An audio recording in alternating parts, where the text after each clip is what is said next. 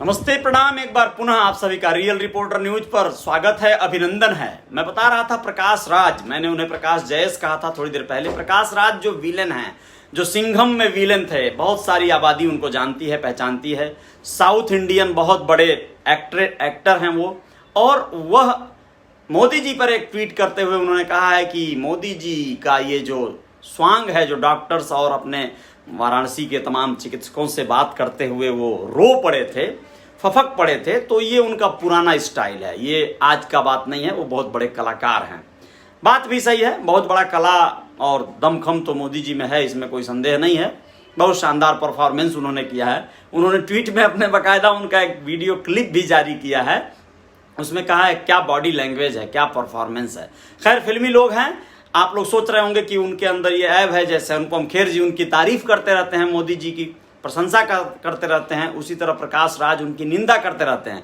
ये शुरुआत से नहीं है दोस्तों। एक्चुअली गौरी लंकेश नाम की एक बहुत बड़ी जर्नलिस्ट थी, एक बहुत बड़ी पत्रकार थी, उनकी हत्या हो गई थी, बड़ी निर्मम हत्या।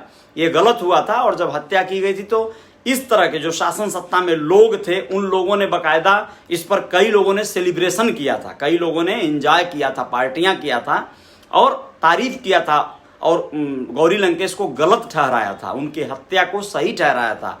तो उस पर ये बहुत ज़्यादा कोपित हो गए थे प्रकाश राज, चूँकि ये बहुत अच्छे मित्र थे गौरी लंकेश के, और वो सरकार के खिलाफ हमेशा कोई न कोई आवाज़ उठाती थी। इस बात से बहुत प्रभावित थे।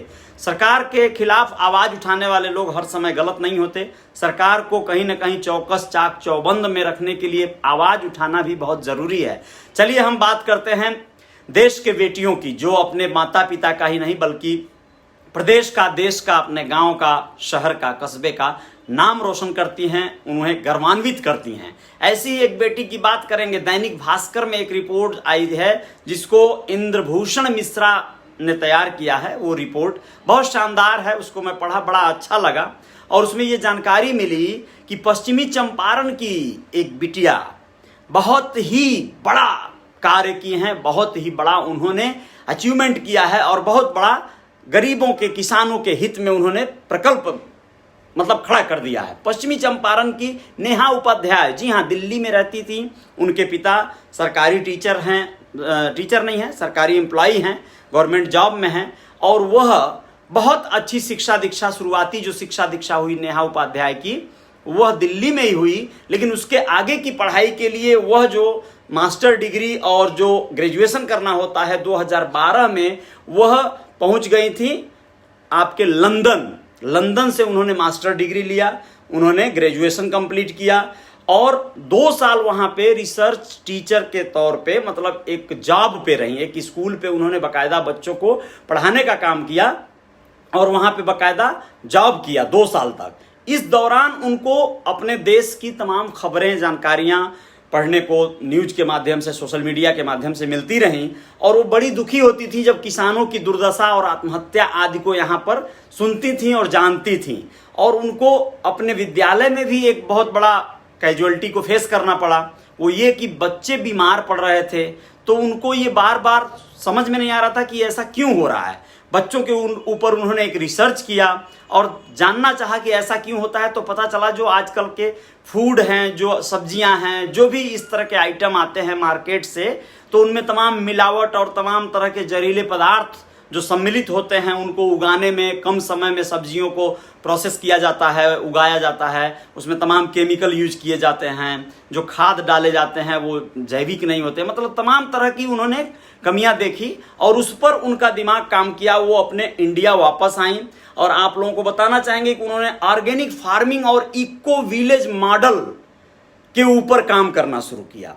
आपको बताना जरूरी हो गया है कि आज के तारीख में 650 किसान उनके साथ काम कर रहे हैं, और उनकी कंपनी एकदम शानदार जो है, बहुत बड़ा एक कंपनी उन्होंने बना दिया है उन किसानों के हित में काम करने के लिए, जिसमें 650 तो किसान जो जुड़े हैं 350 तक महिलाओं की संख्या है, जिस पर वो उन्हें जागरूक करती हैं, उन्हें बहुत सारा सुविधाएं मुहैया कराती हैं, उनके मजदूरी के एवज में उनको अच्छा पारितोषिक दिलवाती हैं।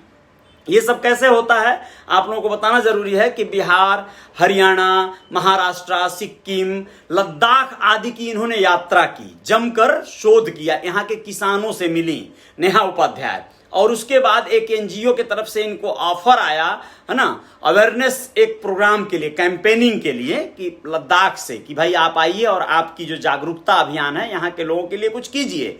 वहां पे गई, वहां पे उन्होंने काम किया। 2015 में लद्दाख में वो तकमाचिस नाम का एक गांव है, वहीं से इको मॉडल विलेज बनाने की तैयारी किया। तकमाचिस को उन्होंने बेहतर प्रारूप दिया और प्रोसेसिंग यूनिट सोलर ना, मतलब पूरा जो है सोलर पद्धति पे जो ट्रायर होता है, यानी उसे रिसोर्स करके जैसे बनाया जाता है, जैसे मान लीजिए कोई फ्रूट है, ड्राई फ्रूट है, कोई भी इस तरह के, तो उन्हें तैयार करने की पूरी लॉबी, पूरा।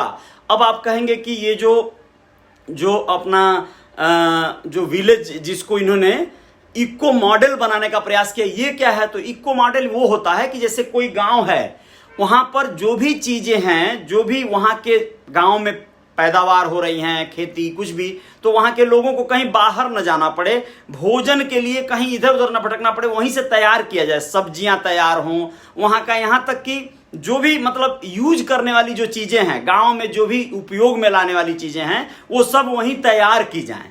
ठीक है, बाहरी कोई ऐसा नुकसानदेह जो है कोई चीजें ना हो जिससे कि समाज को और सोसाइटी को नुकसान करे। ठीक है, कोई भी, चाहे वो केमिकल के तौर पे हो, चाहे पॉल्यूशन के तौर पे हो, ऐसा कुछ ना हो। गांव के लोग वहीं से रोजगार सृजन करें, अनाज पानी सब्जियां जो भी है वहीं से उगाएं। इस तरह का उन्होंने शोध कार्य किया। नेहा के इस कार्य से उन्हें कई बार सम्मानित किया जा चुका है, कई बार, यहां तक कि फॉरेन की कंपनियों ने भी, कई संस्थाओं ने उन्हें काफी सम्मानित किया है। सोशल मीडिया प्लेटफॉर्म पर वो काफी वायरल हो चुकी हैं, अपनी वेबसाइट बनाकर लोगों को जोड़ के उनको लाभ पहुंचा रही हैं। नेहा उपाध्याय अपना एक गुड़ नाम का एक अपना ब्रांड बना चुकी हैं, जिसके तहत वो लद्दाख के उन सारे फूड्स को, जैसे मान लीजिए अखरोट, खुबानी, मशरूम, वालनट आदि तमाम ऐसे प्रोडक्ट हैं जिनको सुखाकर, जिनको प्रोसेस करके वहां के किसानों से खरीद कर वह उस गुड़ जो फाउंडेशन है उनका, उसके तहत वो दिल्ली के कई एक बड़े बड़े सुपरमार्केट आदि जगहों पर बेचती हैं। उनको बाकायदा उन्होंने अपना लीगल कस्टमर बना लिया है और लंबे समय तक के लिए उनसे एग्रीमेंट के तहत काम करती हैं। इससे बहुत फायदा ये होता है कि जहां पर किसानों का किसी कार्य का, उनके अथक परिश्रम का 200 रुपया अगर प्रॉफिट होता था, तो वो सीधे 600 रुपया हो चुका है, 500-600 रुपये वो प्रॉफिट हो चुका है। तो ऐसे करते हुए यानी उसका 2 गुना 3 गुना इन्होंने लोगों को लाभ दिलवाया। वो कहती हैं कि उनका जो कंपनी है, उस कंपनी के मैक्सिमम जो रेवेन्यू हैं, उस रेवेन्यू को वो किसानों के घर में पहुंचाने का प्रयास करती हैं। वो चाहती हैं कि उनके कंपनी को जो लाभ हो वो आंशिक लाभ हो, लेकिन किसानों को लाभ ज्यादा होना चाहिए, क्योंकि उनकी असली संपत्ति किसान हैं। ऐसे लोग जो समाज के हित में इतना बड़ा प्रकल्प चलाते हैं, वो फेल कैसे हो सकते हैं, जिनके साथ एक बड़ी लॉबी हो। ऐसा ही वाकया अमूल दूध के साथ हुआ था, यह भी आप लोगों को कभी बताएंगे। लेकिन ये जान लीजिए कि इस तरह का नेहा उपाध्याय जो कार्य कर रही हैं वो बहुत बड़ा कार्य है, बहुत बड़ा सामाजिक कार्य होने के साथ साथ अपने स्वयं के जीवन में उन्होंने बड़ा बदलाव लाया। लंदन की इतनी अच्छी नौकरी और इतनी अच्छी सैलरी छोड़कर वो यहाँ इंडिया में आके किसानों के साथ पूरे देश में, बहुत ही जल्द वो बिहार और उत्तर प्रदेश में भी इस इको मॉडल विलेज का कई जगहों पर शोध करने वाली हैं। लोग सहयोग करेंगे तो उन्हें जो है कहीं ना कहीं वो नई फार्मिंग के बारे में बताएंगी और ऐसे प्रोडक्ट उगाने, ऐसी सब्जियां उगाने के संदर्भ में जो पूरी ऑर्गेनिक होंगी और अच्छे दामों में बिकेंगी और शुद्ध होंगी। ये सबसे बड़ी बात है, ऑर्गेनिक सब्जियां हों, ऑर्गेनिक फूड हों, तो उससे बढ़िया कुछ हो ही नहीं सकता है स्वास्थ्य के लिए, हेल्थ से रिलेटेड। कोरोना काल जब से आया है तब से इन सब बातों पे और भी जोर दिया जाने लगा है। तो नेहा उपाध्याय जैसी बेटियों को सैल्यूट है हमारे रियल रिपोर्टर न्यूज के तरफ से, और ऐसी बेटियां जो गर्वान्वित करती हैं अपने परिवार को, घर को, ऐसी बेटियां हर घर में यदा कदा हों तो यह तो सौभाग्य होगा। यह बात अलग है कि इसी में से बहुत अच्छे लोगों के घर में भी कई बार दुर्भाग्य होता है और बहुत सारी बेटियां हों या बेटे हों, वो अपने जीवन को जीते हैं, उसमें उनका दोष नहीं है, किसी का दोष नहीं है। यह सब प्रकृति की व्यवस्था है और ये सब समाज के और रहन सहन और घर के जो अंदरूनी मामले हैं और ये सारी चीजों का बहुत सारा बात है, रहस्य लोक है, गणित है परिवार। उस गणित को समझने वाला व्यक्ति होना चाहिए, जागरूक व्यक्ति होना चाहिए। दुर्गेश मिश्रा जी देख रहे हैं, बोल रहे हैं हेलो, बहुत बहुत धन्यवाद, नमस्कार। कैसे हैं आप दुर्गेश मिश्रा जी? बहुत जागरूक हैं, बहुत इंटेलिजेंट हैं। आपका मैं पर्सनल व्यक्तिगत रूप से बहुत बड़ा फैन हूँ और बहुत क्रिएटिव व्यक्ति हैं आप।